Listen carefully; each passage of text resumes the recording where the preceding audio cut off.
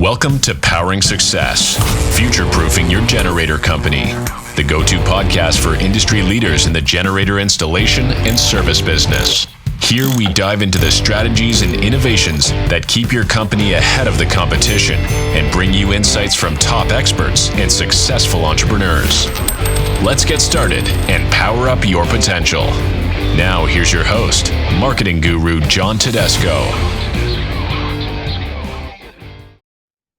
All right, welcome back to the show. Today's episode is all about building and scaling a successful generator business, and we're excited to be joined by Chris Shaffer, one owner of Aquatech Mechanical, based in northern New Jersey, the Jersey Shore, and Staten Island.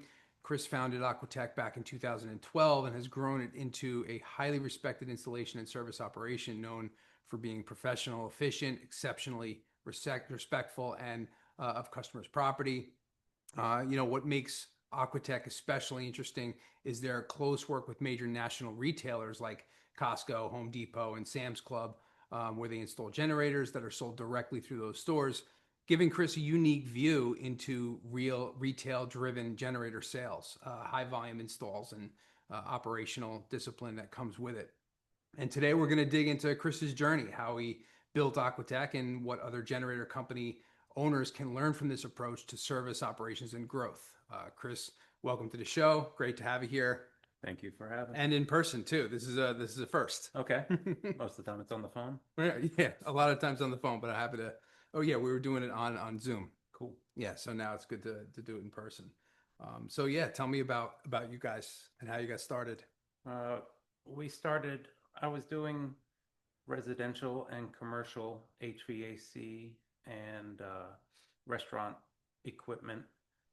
And then Hurricane Sandy hit Staten Island, and Hurricane Sandy propelled me into generators. I woke up with 8 or 10 leads for generators, and I had never done a generator before.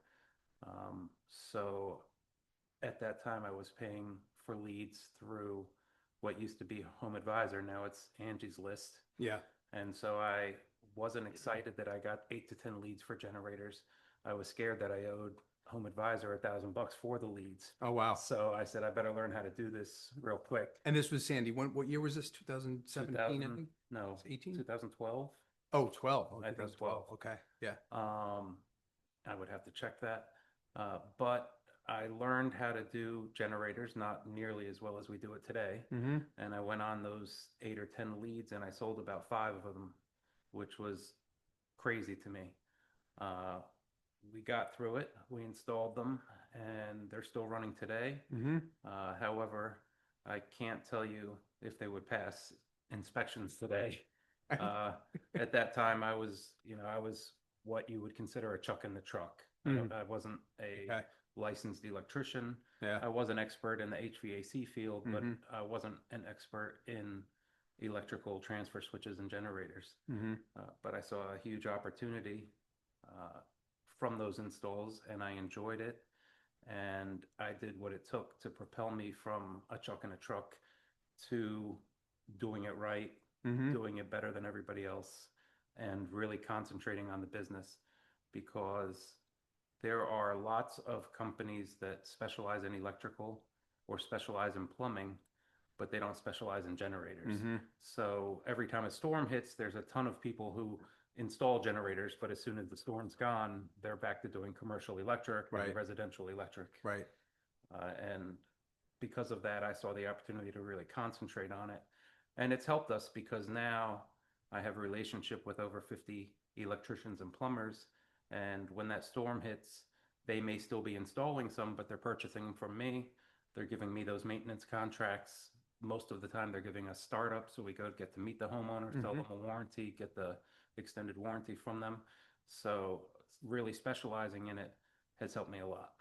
Yeah, wow, that's a great start. And did you install those generators during Sandy during the blackout? Definitely not. Okay. This was after? It was soon after. Mhm. The estimates were during the blackout to a couple of days after the blackout. But then I didn't have any inventory at that time, so I had to order the generators, wait for them, Gotcha. get deposits, watch YouTube and figure out how to install a generator. Okay. wonder what they might be thinking listening to That's okay. talk about that. I am, like I said, we started as a chuck in a truck, and I'm proud that we've built it to what we have today. Yeah. But definitely back then, I don't know that I'd call myself a hack, but I would definitely say I wasn't as nearly as knowledgeable as I am today. Okay. So was there a moment there after a few years that have started where you felt like, yeah, this is a real business. This is what I'm going to do. Yeah, it didn't slow down for many years after Sandy, and then we had a couple of other uh, less known storms that really affected Staten Island, which is where I was concentrating at the time. Yeah. We had Irene and we had Isaiah, and each time one of those storms hit and customers' basements flooded, we would get another push.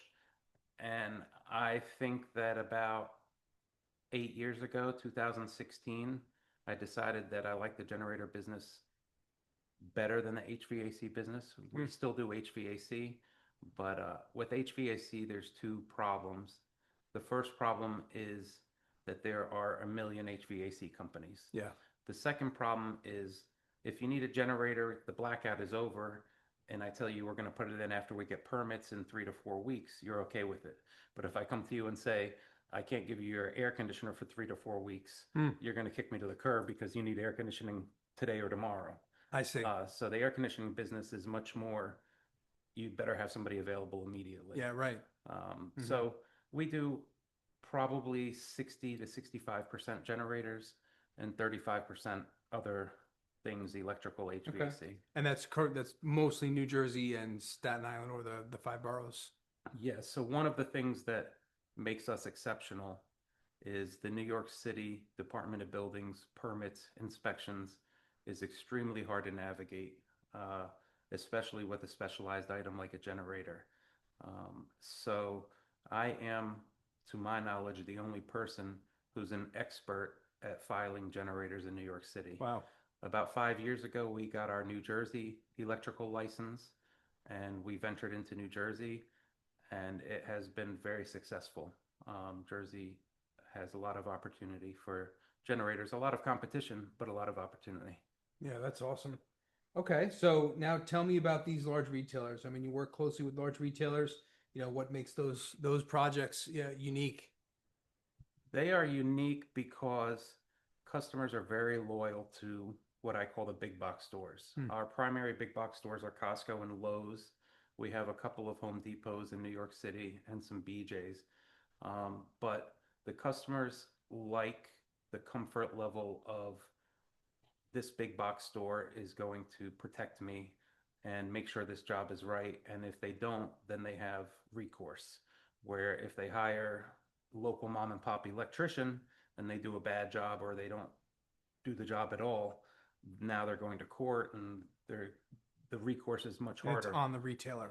If Costco gives me an install and I don't install it, Costco has the homeowner's back, and they're going to protect them, and they're going to come down on me hard. Fortunately, we've never had that problem, but all of the retailers have an escalation process. So we have to, we do it for every customer anyway, but we have to make sure that we do the job on point, that it's done right, that it passes inspections. And with all of the big box stores, we have to background check anybody who is in contact with the customer, be it on the phone or in person. Okay, so employees. At least once a year. Wow. So just doing background checks can get expensive, depending on how many employees, how many people are doing the generator installs. Okay. Wow. Okay.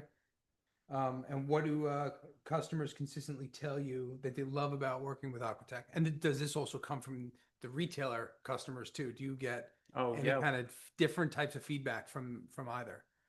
We don't get different feedback. We are very fortunate to have the crew that we have. Our average employee has been with us longer than 5 years.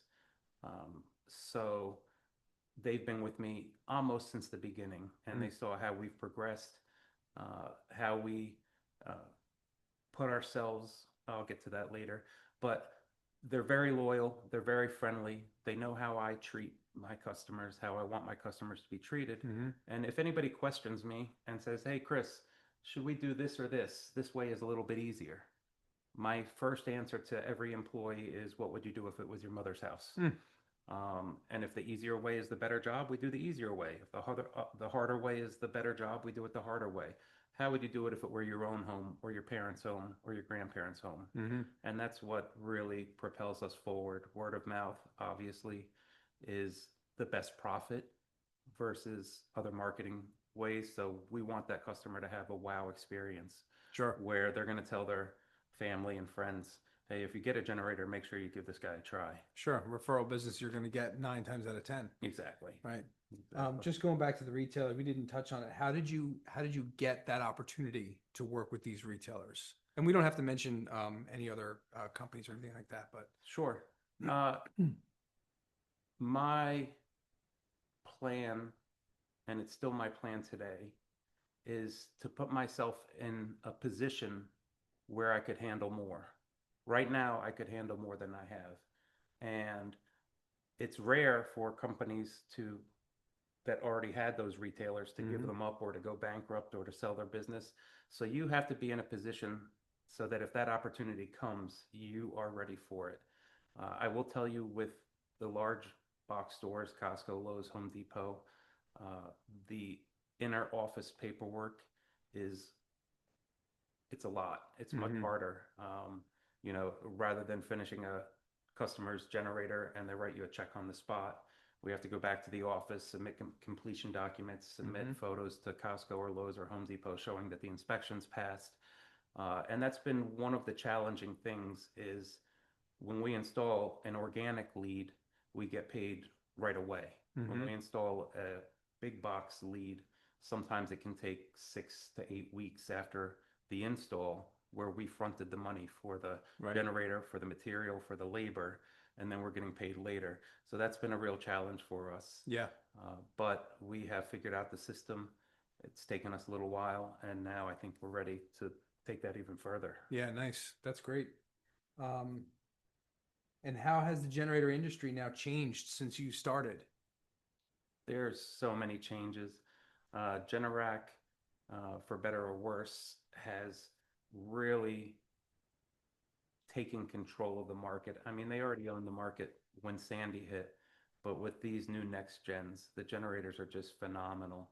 The things that they are giving us access to now make our life so much easier. Mobile Link, we know what's wrong with the generator looking at our computer screen before we even send a technician out there, which saves us a lot of money, because if it's an RPM sense loss, we know we need to bring a starter contactor, a starter, a battery, and maybe battery cables. If it's low oil pressure, we need to bring an oil pressure sensor and our gauge to test oil pressure. So it's been really helpful to have Mobile Link. As I mentioned, the NextGen have so many benefits over the previous, and we were excited when Generac switched their generators. I think it was in 2014, from their Nexus controller to the Evolution controller, because that was a huge step. But it seems like Generac reinvents themselves every 10 years, and with this NextGen, they've definitely gone above and beyond. They're no longer looking to be the cheapest generator on the market, which is what I think they did for a long time. Yeah. Now I think they really want to be the best generator on the market. They've done so many things to make our lives easier, between load management modules and building surge protectors into the transfer switches, things that save us time. That's the nice thing about working with Generac over some of the other brands. We do install the other brands, but with Generac, there's always somebody at Generac saying, if we could shave 15 minutes off of every install, how much time would we save for all of our dealers across the United States? Right. And sometimes they make mistakes, but they listen to us and they constantly improve the product in order to make us more efficient.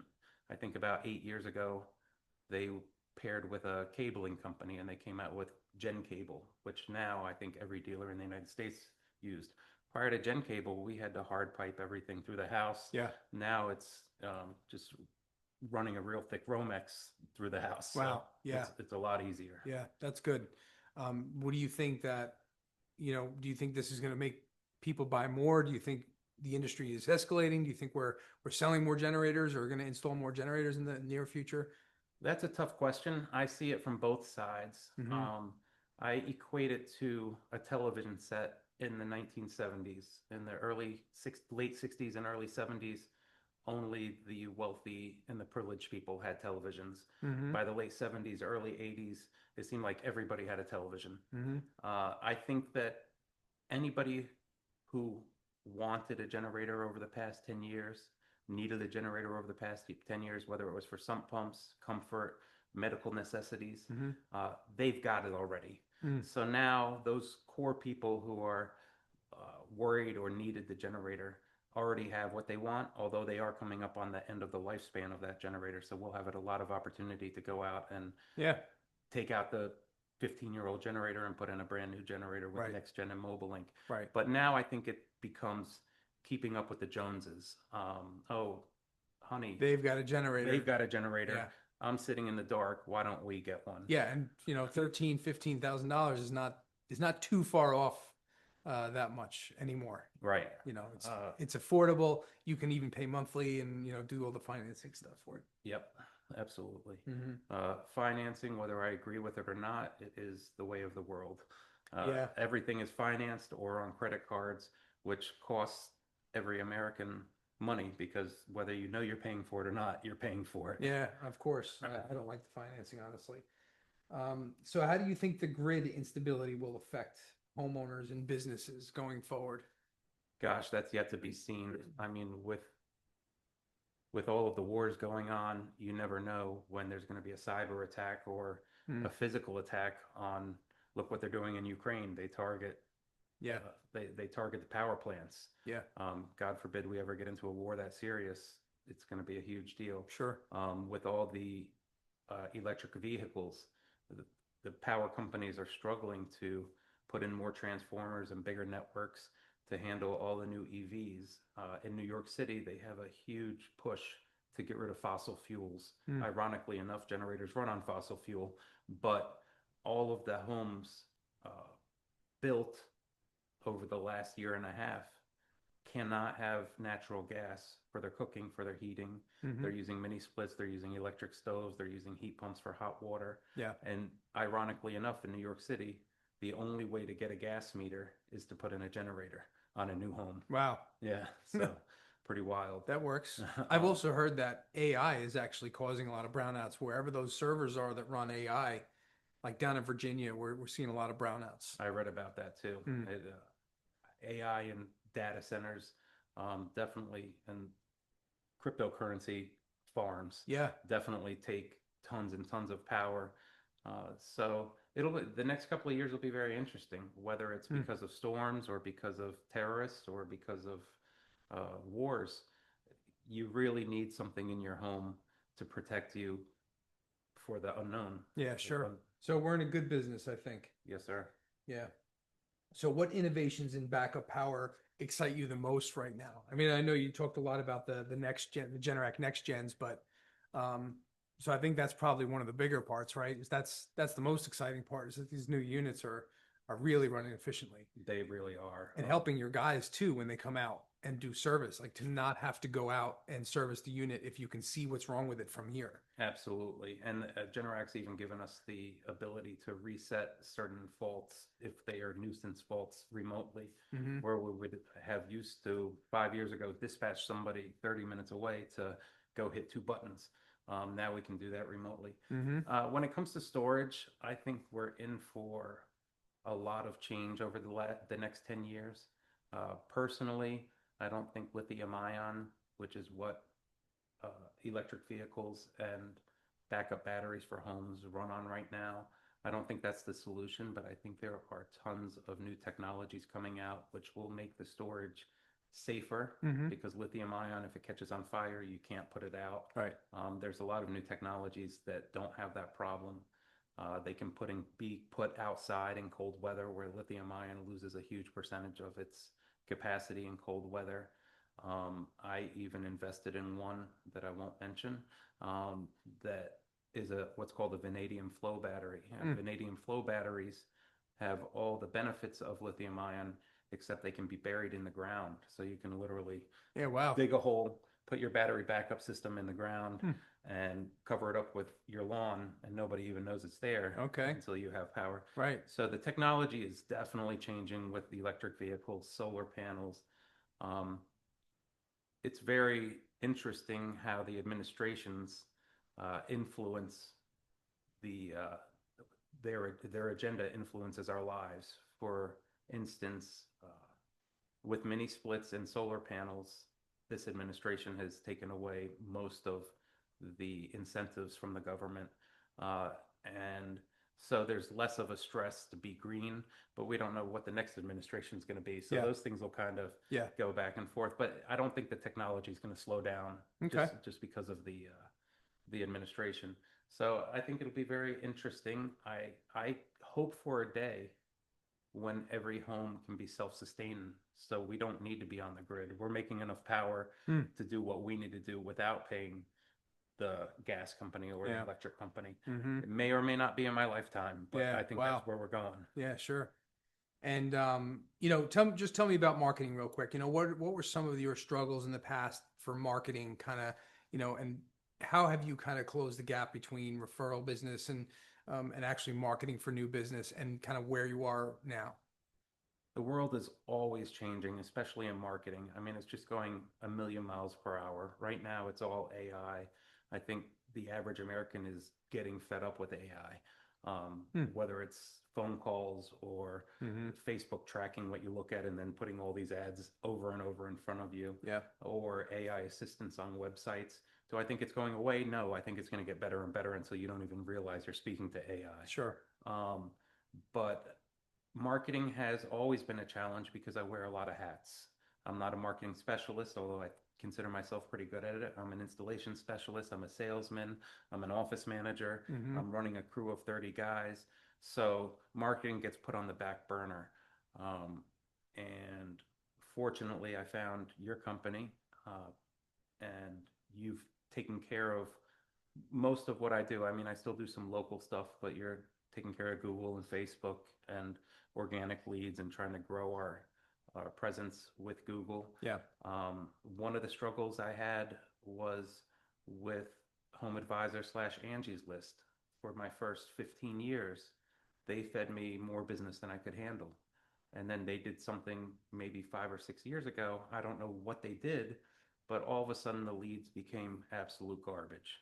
I think that they were buying from list aggregators. They were doing something that made it look better to the investors, but worse for the customers. And it took me a couple of years and tens of thousands of dollars to realize how bad they had become. Yeah. And then I had to get rid of them. Sure.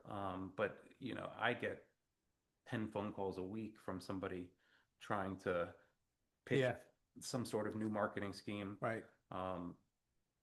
Over the past 2 years, Facebook has been hot, but now that's starting to cool off. So I don't know what the next big thing will be. Yeah, I mean, with Angie's and those kind of pay per lead companies, is that a lot of people used to, that's where they went for home projects and home service companies. And when they left, now Home Advisors and Angie's are stuck with no traffic or a lot less traffic, so the leads aren't as good. So because there's so many more places you can get this stuff, and everybody's everywhere, all over the place.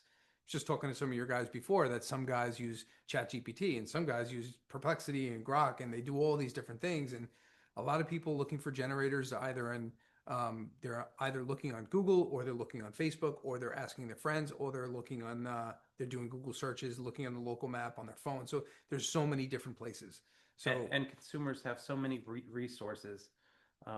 We go to 30 or 40% of our estimates where the customer's already chosen how many kilowatts they need, what transfer switch they they're need, very well educated, how many already. SMMs they need. Yeah. I mean, they're not always right, and we can always make suggestions to them. Yeah. But you're trying to sell them a generator, so you want to agree with them and then smoothly or quietly say, maybe the 26 isn't the right one. Maybe you could go with the 28 or a 24. Speaking of that, this NextGen Generac was able to squeeze 28 kilowatts out of an air-cooled generator. No other companies have been able to do that. So that really opens the market for larger homes that 5 years ago would have needed a liquid-cooled generator that cost $30,000. Right. And now they can get an air-cooled generator that's less than 20 Right. completely installed.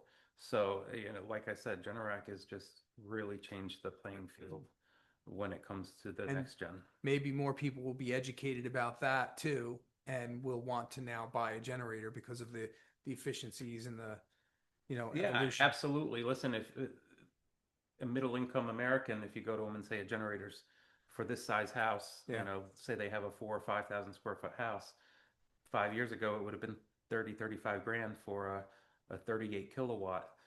Now with 5 SMM smart management modules and a 28 kilowatt, they can run the whole house. No, they can't run 5 air conditioners simultaneously, but during a blackout, who needs to run 5 air conditioners simultaneously? So Generac has given us the tools to run a larger house on a smaller generator, and to do it per the National Electric Code. In the old days, you could have put a 10 kilowatt on a mega house, and their lights would have worked, but as soon as they turn on a microwave or an air conditioner, the generator would have shut down. Now with the technology of smart management modules, you can really do a lot. You can really customize the generator, make it affordable, and in the end get happy clients. Yeah, nice. I can't wait to see that next gen. I've been seeing the pictures of it, but I haven't seen the actual unit. So, all right. Well, Chris, thank you very much. My pleasure. I appreciate your time, and I'm doing this in your home. This is great. I love being here. Been a pleasure. And looking forward to seeing you in Vegas a couple weeks. Sounds terrific. Looking forward to that. All right. Hopefully we don't lose too much money. No. Thank you for listening to Powering Success, future-proofing your generator company. Be sure to subscribe wherever you heard this podcast so you never miss a future episode. For more information or to connect with John, visit him online at www.generatorseo.com. If you found value in today's content, please share with others and leave us a rating and a review. Until next time, this has been Powering Success.